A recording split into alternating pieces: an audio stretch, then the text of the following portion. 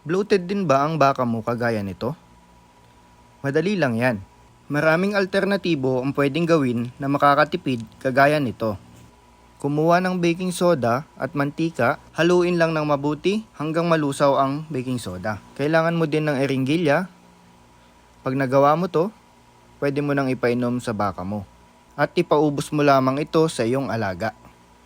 Wala akong rasyong ginamit. Tansyahan lang hanggang malusaw yung baking soda. Hindi po ako eksperto at ito po ay base lamang sa aking karanasan.